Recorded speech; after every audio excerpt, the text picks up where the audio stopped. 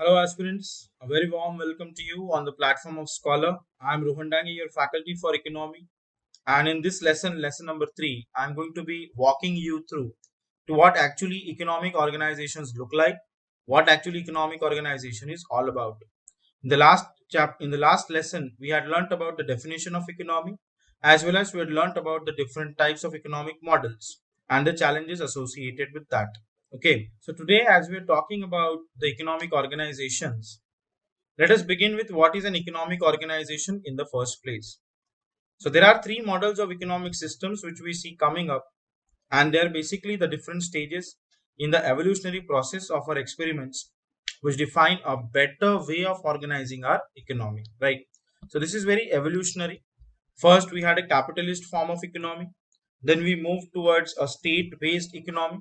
And then finally, we settled on the mixed form of economy in many areas of the world. How that has happened, why that has happened, what were the conditions which led to that? That is the agenda that we will understand in this upcoming lecture. So, a capitalist economy traces back its origins to the work of Adam Smith, who had written The Wealth of Nations in 1776. When Adam Smith had written The Wealth of Nations in 1776, he talked about or he stressed upon three things, that is, division of labor, laissez faire capitalism, and invisible hand of market. So, what does division of labor bring about? Division of labor actually brings about specialization in the economy. Okay, there you go. And laissez faire capitalism is basically, it stands for no state intervention. Okay, laissez faire capitalism stands for no state intervention, zero role of government which is to be played in an economy. And the invisible hand of market is basically the demand supply equilibrium. Okay, now when you talk about the demand supply equilibrium in the invisible hand of market, I'll give you a simple example. If I drink coffee, 2 cups of coffee in a day, suppose the rate of coffee is 10 rupees, that's okay. If I start having 5 cups of coffee in a day, that means the demand for coffee has increased more than the supply. So it will become 12 rupees per cup. If I start drinking 10 cups of coffee, then the demand is much more than the supply. So because of the demand supply mismatch, it will be 15 rupees per cup. Now the rate of coffee has gone too high. It is more than 50%, right? Now, what will happen is that the state will not intervene. The state will not come and say that today everybody has to sell coffee at 10 rupees per cup. The state has no role to play in this, as I have told you. So, what will happen is that eventually, because this option is getting too expensive, I will start having less and less amount of coffee. So, again, if I start having only 4 cups of coffee, it will go to 12 rupees. Then, if I start consuming only 1 cup of coffee, it will go to 10 rupees. It might even go to 8 rupees if I don't have any coffee at all, because now in this case the demand has drastically fallen in terms of or in comparison to the supply. Okay, so this is the invisible hand of market. The demand supply equation or the demand supply equilibrium is automatically maintained, correct? So that is the invisible hand of market. Okay, laissez-faire capitalism means that the state will not intervene. In the last lecture, we talked about the provisioning of goods and services. We talked about basic services like food, clothing, and shelter, and even goods and services like electricity, water, sanitation, potable drinking water, health, and education. So, according to Adam Smith, all of that should be provided by the private sector, not the public sector. The public sector being the government here. So, Adam Smith envisaged zero role of government and complete control of the private sector. So, private sector participation was the what you can say the crux of the capitalist endeavor espoused and theorized by Adam Smith. And therefore, Adam Smith obviously encouraged the need for competition in market. In a private sector, you have a lot of competition. That is needless to say, right? So once USA attained independence, the ideas of Adam Smith were made a part of USA's public policy. Therefore, today we see that USA is still a very, what you can say, a very capitalist oriented economy or a very private sector oriented economy. In the last lesson, if you remember, we also talked about the historical background which shapes the country's economic policy today. So don't you think USA's independence and its historical background shapes its current policies and shapes its current economy? Yes, it does. So by the 1800, the economic system called as capitalism, which is nothing but private sector enterprise, was established, right?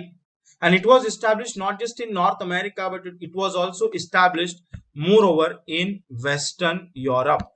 Even Western Europe had an element of capitalism. Most of the countries in Western Europe had started deploying capitalism as a tool to meet the challenges of their day-to-day affairs, right? So the decisions of what to produce, how much to produce, and at what price to sell are taken by the market, by the private enterprises in the system, and the state has no economic role to play. Let me also shed some more light on this by giving you or by demonstrating you through an example. For example, in India, does the state have a role to play? Yes, the state has a role to play to a certain degree, if not to a complete degree. For example, the prices of oil and what you can say other petroleum products, they are regulated not by the private sector but by the government. It is the government which decides the prices of oil, petroleum products, and even kerosene, right? Correct. But that is not the case with US, which is a pure capitalist economy. There, the companies decide, the oil manufacturing companies, the oil refining companies, they decide the what you can say the price of or the per liter price of oil and other petroleum products like diesel. Okay, so in a purely capitalist economy, the complete control of the state, the country's economic affairs are in the hands of the market, right? It is a demand supply equilibrium which dominates. It is a demand supply equilibrium which decides what is going to be sold at what price. Okay, now in a state economy, the state economy is rooted in the ideas of Karl Marx. See, Karl Marx had seen a lot of income inequality during his time, right? He saw that some people were very rich and he saw that some people were very poor. Correct. So he saw that the gap between the rich and the poor was widening. The rich were becoming richer and the poor were becoming poorer. And Karl Marx was himself born in a poor family. He was a German philosopher, and what he experienced in Germany was a lot of income inequality, right? So Karl Marx proposed the idea of state economy. Karl Marx said, let us not allow the market to decide everything, because when the market decides the prices of goods and commodities, it only helps the rich but it does not reach the poor sections of the society, right? What about the health and education of the poor people? Like today in the COVID pandemic, we are seeing that the hospitals are charging a lot. Do you think in that scenario the poor can afford a treatment? No, the poor certainly cannot afford qualitative treatment, right? In this case, then who should come to the rescue of the poor? The state should come to the rescue of the poor. When it comes to health and education, the state should provide for it. And when the state provides basic goods and basic services to the people, only then income inequality in the society is taken care of, right? Which is generally not taken care of in a capitalist form of economy, because the capitalist form of economy, according to Karl Marx, only favored the rich. It did not talk about the poor people at all. Therefore, Karl Marx prescribed a state economy for the people. And that state economy came up in the erstwhile USSR, the Soviet Union, after the Bolshevik Revolution in 1917, and that it got its ideal form and shape in the People's Republic of China under Mao Zedong in 1949. So, under Lenin's leadership in Russia and under Mao's leadership in China, you see the state-led economies came to power. Especially speaking, you saw the socialist economy in erstwhile USSR and the communist economy in the pre-1985 China. Okay, so let's take a deeper look at these things. First of all, allow me to define what is a socialist economy and what is a communist economy for you, right?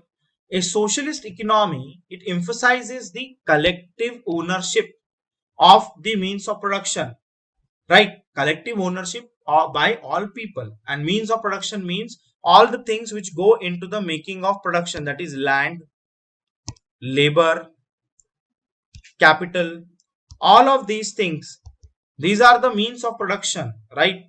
So these means of production should not have private ownership, they should have collective ownership. Everybody should have equal rights over land, labor, capital, and entrepreneurial spirit, and so on and so forth, right? So here in a socialist economy, you ascribe a larger role to the state in running the economy. Okay, that's a socialist economy.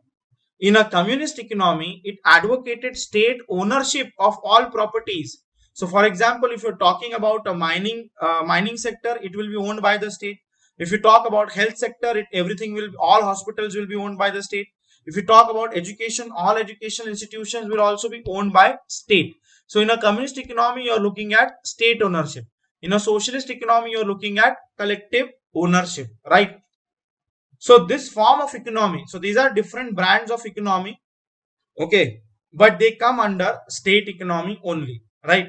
So this form of economy came in reaction to the prevalent popular economic system of capitalism.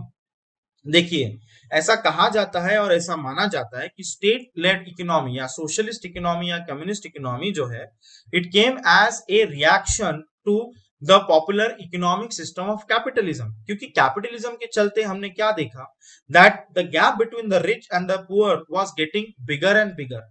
And since this gap was getting bigger and bigger, there was higher income inequality, there was higher hunger, there was higher starvation, there was higher level of poverty, and there were all sorts of other human development indicators which were at an all-time low because of the prevalent system of capitalism, which was only favoring a few people, right?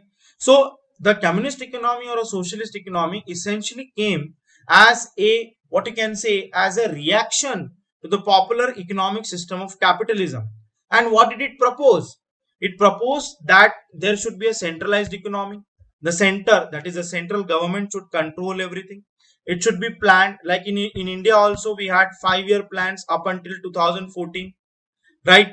And it talks about a non-market economy. So you are not looking at demand and supply, you are looking at a state fulfilling the role of the market. Here the state has substituted the role of the market in provisioning the basic goods and services to the people.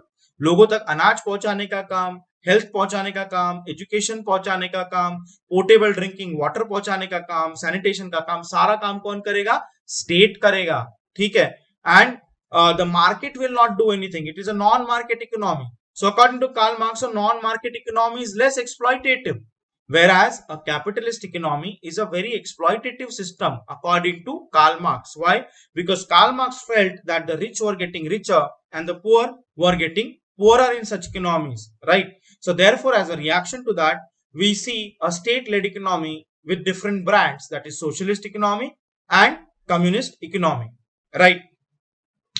Now, at this juncture, we have to understand what is the Great Depression of 1929. There was a Great Depression in USA and other economies of Western Europe in 1929, which is also known as Great Depression. That is the slowdown in economy, recession, unemployment, and a lot of and higher prices, right? So because of that, as I've told you, there was large scale unemployment, there was downfall in demand and economic activities, and there were also lockouts in industrial enterprises. Okay. So what does this tell you? This tells you that capitalism had failed. Can I say that? Yes. If I look at it from this point of view, it looks like capitalism has failed, because before 1929, all of Western Europe and all of USA was employing capitalism as a tool to propagate their economy. But if capitalism was such a good tool, then Great Depression should not have happened. Large-scale unemployment should not have occurred. Downfall in demand should not have arisen. And lockouts in industrial enterprises should not have happened in the first place. So clearly capitalism had failed, right? So this is the lesson which was learned from the Great Depression of 1929. After that, there was an English economist by the name of John Maynard Keynes. John Maynard Keynes gave the general theory of employment, interest and money, in which he questioned the principle of laissez-faire and the nature of invisible hand. जो हमने demand supply की बात करी थी, right, invisible hand में, और लेजे fair में जो हमने जीरो स्टेट इंटरवेंशन की बात की थी, इन दोनों चीजों को कीनीज ने क्वेश्चन किया। कीनीज ने कहा नहीं, स्टेट इंटरवेंशन तो जरूरी है, और कीनीज ने कहा कि इनविजिबल हैंड ऑफ मार्केट मतलब डिमांड सप्लाई इक्विलिब्रियम हर बार प्राइस डिटरमाइन नहीं कर सकता। हमने कॉफी के भी एग्जांपल में देखा that price determination is happening because of demand and supply equilibrium और demand and supply mismatch. But John Maynard Keynes ने कहा कि ये जो प्राइस डिटर्मिनेशन है ये गवर्नमेंट ने करना चाहिए काफी हद तक। जैसे कि हमारे भारतवर्ष में हम देते हैं मिनिमम सपोर्ट प्राइस, किसे देते हैं? फार्मर्स को देते हैं। ये पहले से ही डिसाइड किया हुआ प्राइस है जो अनाज के लिए हम हमारे किसानों को देते हैं। हमारी सरकार हमारे किसानों को अनाज के लिए मिनिमम सपोर्ट प्राइस देती है। क्या आप यहाँ पे डिमांड सप्लाई इक्विलिब्रियम देख रहे हैं? नहीं, यहाँ पे तो गवर्नमेंट ने पहले ही खुद ही डिसाइड कर लिया है और खुद ही दे रहा है। सो क्या ये इनविजिबल हैंड है या विजिबल हैंड है? ये तो विजिबल हैंड हुआ, right? So this was advocated by John Maynard Keynes when he questioned the very principles of laissez-faire, that is zero state intervention, and the nature of invisible hand, which is pertaining to the demand supply equilibrium. Okay. So Keynes, in the opinion of John Maynard Keynes, invisible hand brings equilibrium to the economy, but by strangulating the poor. That is what you have to understand. Keynes ने कहा कि भैया ठीक है, equilibrium तो आप ला रहे हो इकोनॉमी में, मगर इसमें घाटा हो रहा है किसी का, और घाटा किसका हो रहा है? पुअर का घाटा हो रहा है। जब आप प्राइस फिक्सेशन की बात करते हो, प्राइस डिटर्मिनेशन की बात करते हो, और आप जब मार्केट को अलाउ करते हो प्राइस डिटरमाइन करने के लिए, तब क्या होता है? तब सबसे ज्यादा मार किसे पड़ती है? गरीब आदमी को ही पड़ती है। देखिए अगर आज हम मार्केट में डिमांड, देखिए कोविड का अगर वैक्सीन आ गया, कोविड वैक्सीन की हम बात करते हैं, कोविड वैक्सीन अगर आ जाती है तो क्या इसकी डिमांड हाई रहेगी? इसकी डिमांड बहुत हाई रहेगी, राइट? इसकी डिमांड सप्लाई से भी ज्यादा रहेगी। सप्लाई तो कम रहेगा मगर डिमांड बहुत हाई रहेगी। अब डिमांड हाई रहेगी तो इसका रेट भी हाई रहेगा। अगर रेट हाई रहेगा तो क्या गरीब लोग इसे खरीद पाएंगे? जरूर नहीं, कतई नहीं खरीद पाएंगे। सो कीनीज के ओपिनियन में आप डिमांड सप्लाई इनविजिबल हैंड से इक्विलिब्रियम तो ले आते हो इकोनॉमी में, मगर इसमें the poor person gets strangulated, the poor person gets exploited, right? So Keynes opined that a government should have a very positive role to play in price determination and in price fixation. So as a result of that, Keynes suggested that the prices and wages are not flexible enough to provide employment to the poor. Are they flexible enough? हमने आज देखा Covid की वजह से कितना migration हुआ, right? From one state to another. So क्या आज employment is available to the poor? Are the prices and wages available to the poor? They are not available to the poor, right? So what did Keynes suggest then? As an alternative to capitalism, what did Keynes suggest? Keynes suggested obviously intervention in the economy. Whose intervention? State's intervention in the economy. State का intervention और state का enhanced role उन्होंने envisage किया। उन्होंने कहा state has a greater role to play when it comes to provisioning of goods and services in the economy. Okay. And Keynes also suggested increase in the government expenditures. He said that the government should expend more because that will also create a lot of employment. How is government expenditure going to create employment? देखिए अगर government infrastructure creation पे focus करता है, government कहता है कि हम एक हाईवे बनाएंगे, तो गवर्नमेंट स्पेंड कर रहा है, ये गवर्नमेंट का एक्सपेंडिचर है। हाईवे बनाने के लिए मजदूरों की जरूरत पड़ेगी, हाईवे बनाने के लिए इंजीनियर्स की जरूरत पड़ेगी, हाईवे बनाने के लिए लेबर की जरूरत पड़ेगी।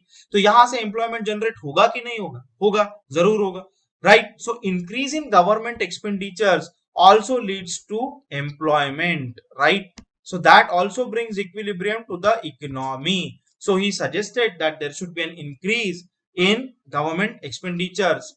There is something called as discretionary fiscal policy. देखिए fiscal policy मतलब कौन सी policy? The policy adopted by the central government, the policy of budget, the policy of managing finances, that is called as fiscal policy, जो हमारे financial year में होती है।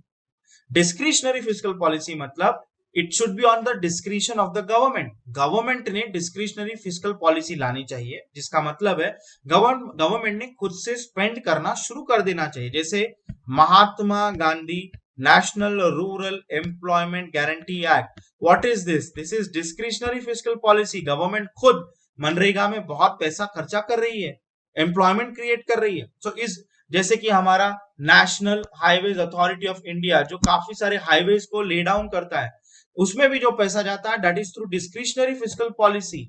हम government हमारी खुद ही एक्सपेंडिचर कर रही है on its own discretion. So discretionary foreign fiscal policy की भी बात कीनीज ने करी थी, right? And also Keynes said that to boost the demand of goods and services, as this was the reason behind the depression, one needs to boost the demand, right?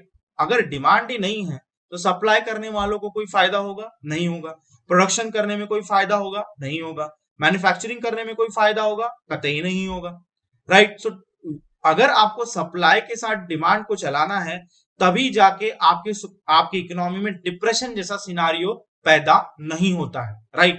So demand of goods and services जो कि fall down हो गई थी depression के वक्त, उसको revive करना है आपको। किसने कहा? ये कीनीज ने कहा। उन्होंने कहा डिप्रेशन तो हुआ क्योंकि demand of goods and services came down, so we need to now escalate and elevate the demands of goods and services. That is what he said, right? Because that was precisely the reason behind the Great Depression. Okay, so after that, in the 1950s and 1960s, the government started producing and supplying some basic goods and services which are known as public goods. Education क्या हुआ? एक public good हुआ, ठीक है? Health क्या हुआ? Health is a public good, right? Sanitation क्या हुआ? एक public good, right? Power क्या हुआ? एक public good. So ये सारे public goods माने जाते हैं और इनका provisioning कौन कर रहा है? इनका provisioning state कर रहा है, right? So these are state-led economies. So these goods are basically intended to guarantee a minimum level of nutrition to all. जैसे कि हमने देखा मिड डे मील स्कीम के तहत या इंटीग्रेटेड चाइल्ड डेवलपमेंट स्कीम के तहत या हेल्थ केयर की अगर हम बात करें तो आज हमारे देश में बात चल रही है आयुष्मान भारत। आयुष्मान भारत के बारे में भी हम बात करेंगे जब हम करंट अफेयर्स कॉर्नर में आएंगे अगले कुछ लेसन्स में। एजुकेशन, प्राइवेट सेक्टर एजुकेशन और गवर्नमेंट सेक्टर एजुकेशन दोनों है, मतलब स्टेट यहाँ पे है। और सोशल सिक्योरिटी भी मिल जाती है जब गवर्नमेंट आपको पैसा देती है, right? Direct cash benefit transfer जो गवर्नमेंट किसानों को देती है तो इससे एक सोशल सिक्योरिटी भी मिल जाती है, correct? So government should start focusing on provisioning of goods and services. This is exactly what John Maynard Keynes said, right? So the expenditure on public goods were incurred on the public exchange even if it required deficit financing. अब ये deficit financing को हम समझते हैं। देखिए आपके पास as a government जेब में 100 रुपए है और आपको सारी स्कीम्स को पकड़ के जो आपका एक्सपेंडिचर वो 20 रुपए है, तो आपका डेफिसिट कितना हुआ? आपका डेफिसिट हुआ 20 रुपया, करेक्ट? अब आपके जेब में एज अ गवर्नमेंट 20 रुपया कम है तो आप क्या करोगे? आप लोन लोगे, आप फाइनेंसिंग करोगे। कहां जाओगे आप इंटरनेशनल मॉनेटरी फंड IMF के पास जाओगे, अंतरराष्ट्रीय मुद्रा कोष जिसे कहा जाता है, आप जाओगे वर्ल्ड बैंक के पास, राइट? सो आप इंटरनेशनल फाइनेंशियल इंस्टीट्यूशंस के पास जाके फाइनेंसिंग करवाओगे अपने डेफिसिट का। इसे कहा जाता है डेफिसिट फाइनेंसिंग। क्या ये कॉर्पोरेट सेक्टर करता है? नहीं करेगा। कॉर्पोरेट सेक्टर तो अगर 20 रुपए का डेफिसिट है तो 20 रुपए स्पेंड ही नहीं करेगा, कहीं ना कहीं कॉस्ट कटिंग कर लेगा, क्योंकि कॉर्पोरेट सेक्टर का उद्देश्य क्या है? Profit maximisation. Profit maximisation is the sole principle of private sector enterprise, whereas for the state welfare is the main motto. So ये समझ लो प्राइवेट सेक्टर में profit is God, whereas state-led economy में welfare is God. So in a state-led economy you will go for more and more welfare. अगर ज्यादा welfare करना है तो आपको नहीं लगता ज्यादा deficit financing करना पड़ेगा? जरूर करना पड़ेगा, right?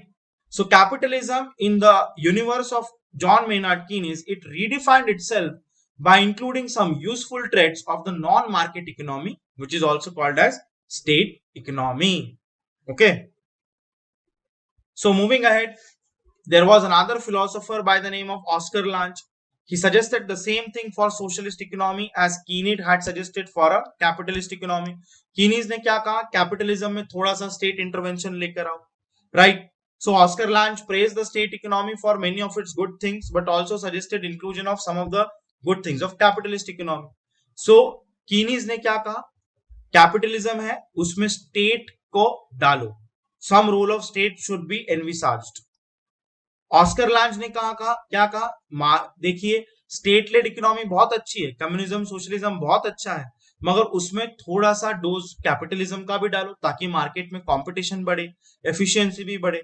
सो जहां पे कीनीज ने कहा कि कैपिटलिज्म में सोशलिज्म या कम्युनिज्म का डोज डालो, वहां पे ऑस्कर लांच ने कहा कि सोशलिज्म या कम्युनिज्म में कैपिटलिज्म का भी कुछ डोज डाल दो।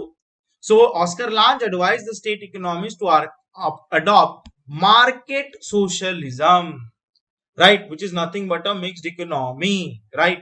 So in 1985 even China announced its open door policy when China opened up its economy, which was in fact the first experiment in market socialism. Okay, that is the root of it. Okay, so market socialism मतलब mixed economy कैसे आया अभी समझा। State economy और capitalist economy को जब आप जोड़ लेते हो, या rather state economy which is communist economy और सोशलिस्ट इकोनॉमी, जब उसमें आप मार्केट के कुछ एलिमेंट्स डाल देते हो। अब मार्केट के एलिमेंट्स क्या होते हैं, demand and supply, invisible hand of market, less and then your this thing competition, ये सारे एलिमेंट्स होते हैं मार्केट के। मार्केट की भी अपनी कुछ खूबियां है, मार्केट में सिर्फ खामियां हैं ऐसा नहीं है। मार्केट कंपटीशन बढ़ाता है, एफिशिएंसी बढ़ाता है, क्वालिटी ऑफ प्रोडक्ट्स को बढ़ाता है, उसे तवज्जो देता है, राइट। सो मार्केट सोशलिज्म में आप देखोगे कि आपको सोशलिज्म के अलावा मतलब स्टेट लेड एंटरप्राइज के अलावा आपको मार्केट का भी एक रोल मिल रहा है। सो दोनों का पॉजिटिव रोल, मार्केट का पॉजिटिव रोल और स्टेट का पॉजिटिव रोल को जब हम मिक्स करते हैं तो उसे क्या कहेंगे, मार्केट सोशलिज्म। अगर आप सोचेंगे तो in the post independence India after 1947 till 1991 India practiced market socialism. Okay, Indian economic reforms and evolution of Indian economy are the lessons which are coming your way. So when we talk about those lessons, we will be talking about India's market socialist model or the Nehruvian model of Indian economy, but not today. That is reserved for the upcoming lectures. So आप देखिए Russia में जब open हुई उनकी economy, कब इनकी economy open हुई, 1991 में। जैसे चाइना की इकोनॉमी ओपन हुई 1985 में। तो वहां पे दो चीजें हुई, ग्लासनोस्ट एंड पेरेस्ट्रोइका, ये रशियन टर्म्स है। Glasnost means what, it means openness. Perestroika means what, again it means restructuring. So these were the Soviet efforts towards market socialism. Perestroika और ग्लासनोस्ट डाल के उन्होंने उनकी सोशलिस्ट मतलब स्टेट लेड इकोनॉमी में market के भी कुछ एलिमेंट्स लाए।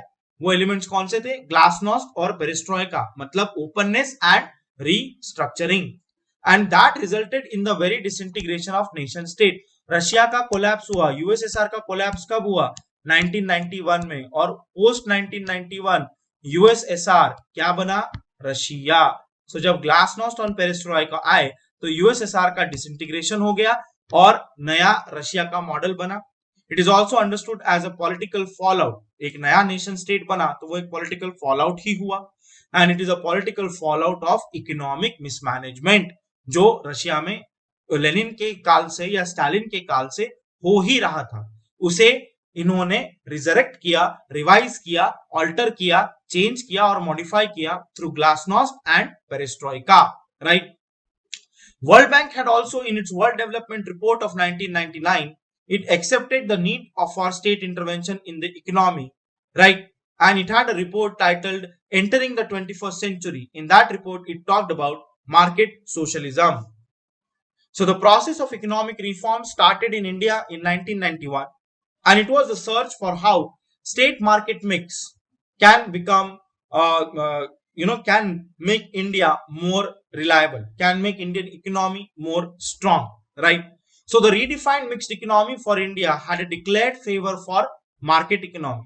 India में mixed economy है, मतलब state और market दोनों का रोल है, but there is a declared favor for market economy. It is tilted in the favor of market economy. देखिए आपको आटा खरीदना है तो आपको फूड सिक्योरिटी एक्ट के तहत भी आटा मिल रहा है, और आपको मार्केट में जाओगे तो आशीर्वाद का भी आटा मिल रहा है। तो ये तो स्टेट मार्केट मिक्स हुआ ना, हुआ कि नहीं हुआ। मगर हम देखेंगे जैसे टूथपेस्ट है, टूथपेस्ट तो सेंसोडाइन, कोलगेट सारे प्राइवेट सेक्टर एंटरप्राइज बेच रहे हैं। क्या गवर्नमेंट टूथपेस्ट बेच रहा है? नहीं। क्या गाड़ियों को गवर्नमेंट बेच रहा है? नहीं। मगर एजुकेशन में आप देखेंगे तो स्टेट लेड एजुकेशन इंस्टीट्यूशंस भी है और प्राइवेट सेक्टर एजुकेशन भी है। सो आप देखते हैं कि इंडिया में हालांकि मिक्स इकोनॉमी है, but it has a declared favour for और it has a declared bias towards market economy. So many roles before 1991 which were under complete government monopoly were after 1991 opened for participation by private sector like telecommunication, power, roads, oil and natural gas and other such sectors. So जब हम new economic policy या LPG reforms की भारत में बात करेंगे, जो एक separate lecture है, उसमें हम इसके ऊपर और ज्यादा जोर देने वाले हैं, राइट. सो जैसे कि स्टेट की रिस्पॉन्सिबिलिटीज क्या है, education, health care, drinking water, sanitation, nutrition and social security. So today, once the World Trade Organization, that is WTO, which has taken over the world economy, the brand of mixed economy that it advocates is more inclined towards the free market economy. मतलब state का तो role है, इन areas में state का ही role है, but other areas जैसे automobile, infrastructure, pharmaceuticals, textiles, यहाँ पे मार्केट इकोनॉमी का रोल है, right. So mixed economy with a declared favor for market economy is the norm of the day. Now we come to the current affairs corner. In this, today I am going to talk about partial credit guarantee scheme. This scheme is for non-banking financial companies, right? And it allows for purchase of high-rated pooled assets from financially sound NBFCs, which is non-banking financial companies, and housing financial companies, HFCs. देखिए, HFCs और NBFCs loans देते हैं market में. कभी कभी इन loans का भुगतान नहीं होता, तो ये बैड लोन्स बनने लग जाते हैं. तो क्या है, पब्लिक सेक्टर बैंक्स जो है, जो बड़ी बड़ी पब्लिक सेक्टर बैंक्स है जैसे एसबीआई, ये इन लोन्स को एनबीएफसी और एचएफसी से खरीद लेंगे. जैसे एनबीएफसी ने लोन दिया है, मुझे रोहन को लोन दिया है, बट रोहन एनबीएफसी को लोन पे नहीं कर पा रहा है. एनबीएफसी ने कितने का लोन दिया था, 20 करोड़ का. अब एनबीएफसी रोहन से ये रिकवरी नहीं कर पा रहा है. यहां पे रही स्टेट बैंक ऑफ इंडिया, तो स्टेट बैंक एनबीएफसी को 20 करोड़ रुपया दे देगा, तो एनबीएफसी रिलीज हो गया. अब रही बात एसबीआई और रोहन के बीच में, राइट. तो यहां पे जो है क्रेडिट बैलेंसिंग हो जाएगा. अब रोहन एसबीआई को पैसा देगा, ठीक है. तो एनबीएफसी क्लियर हो गया, एनबीएफसी के पास 20 करोड़ रुपया आ गया. सो एनबीएफसी के पास जब 20 करोड़ रुपया आ गया, तो एनबीएफसी इसे और लोन्स देके मार्केट में पैसे को रोटेट कर सकता है, पैसे को घुमा सकता है, जिससे मार्केट में क्रेडिट अवेलेबिलिटी या कैश फ्लो बरकरार रहे. मगर अगर एनबीएफसी रोहन के साथ ही जूझता रहा, तो उसका 20 करोड़ रुपया भी लॉक हो गया और वो और आगे लोन्स भी नहीं देगा, कम लोन्स देगा, क्योंकि उसे पता है कि लोन्स का भुगतान नहीं हो रहा है मार्केट में. अच्छा, बड़ी बैंक्स क्यों खरीदेगी ये लोन्स, क्योंकि बड़ी बैंक्स के पास रिकवरी के अच्छे मैकेनिज्म्स होते हैं, और बड़ी बैंक्स के पास पैसा बहुत है, तो थोड़ा सा प्रॉफिट और थोड़ा सा लॉस भी वो झेल सकते हैं. So this scheme, partial credit guarantee scheme, would cover NBFCs and housing finance companies that might have slipped into special mention accounts category. कुछ जैसे रोहन ने अगर 30 दिन तक अपने प्रिंसिपल और इंटरेस्ट अमाउंट का भुगतान नहीं किया, तो उसका जो लोन अकाउंट है वो स्पेशल मेंशन अकाउंट बन जाता है. और ऐसे स्पेशल मेंशन अकाउंट्स को एसबीआई खरीद सकता है, मतलब बड़ा पब्लिक सेक्टर बैंक खरीद सकता है एसबीआई से, एनबीएफसी से या housing financial companies. Now, what are special mention accounts? The classification was introduced by RBI in 2014 to identify those accounts that has the potential to become NPA, non-performing assets or stressed assets. जब आप 90 दिन तक 90 days तक अपने loan के amount का EMI का भुगतान नहीं करते for straight 90 days, then your loan becomes a stressed asset or a non-performing asset for the bank which has given you that loan. Okay, so NPA और स्ट्रेस एसेट में फर्क है. पहले मेरा अकाउंट एसएमए में जाएगा, स्पेशल मेंशन अकाउंट, 30 दिन तक दिया नहीं, मगर जब 90 दिन तक ना दो तो वो एसएमए कन्वर्ट हो जाएगा एनपीए में, नॉन परफॉर्मिंग एसेट, क्योंकि अब ये परफॉर्म ही नहीं कर रहा है ना एसेट. बैंक ने क्या किया, बैंक ने मार्केट में दिया लोन, अब ये लोन पे इंटरेस्ट मिलेगा बैंक को, तो बैंक ने क्या किया, अपने लिए एक एसेट क्रिएट किया कि नहीं किया. मगर जब ये एसेट पे उन्हें लोन का भुगतान ही नहीं हो रहा है, तो ये किस टाइप का एसेट बना, नॉन परफॉर्मिंग, परफॉर्मेंस नहीं हो रहा है इस पे, राइट. और ऐसे अकाउंट जो 30 दिन तक अपना पैसा ना भरे, उन्हें स्पेशल मेंशन कैटेगरी में पहले डाला जाता है, और 90 दिन के बाद उन्हें एनपीए के कैटेगरी में डाला जाता है. So these are those accounts that show symptom of bad asset quality in the first 90 days itself. Okay, so the summary of today's lecture is that we talked about economic organization, we understood the difference between capitalist and state economy, we learned that through Adam Smith's and John Maynard Keynes work. Then we talked about market socialism through the work of Oscar Lange, and in the current affairs deck we saw partial credit guarantee scheme and special mention accounts. So this is myself, Rohan Dange, signing off from the platform of Scholar. your one-stop solution for everything for UPSC preparation. I would advise you social distancing while you are studying very hard. So this is myself Rohan Dange wishing you a very good day. Take care.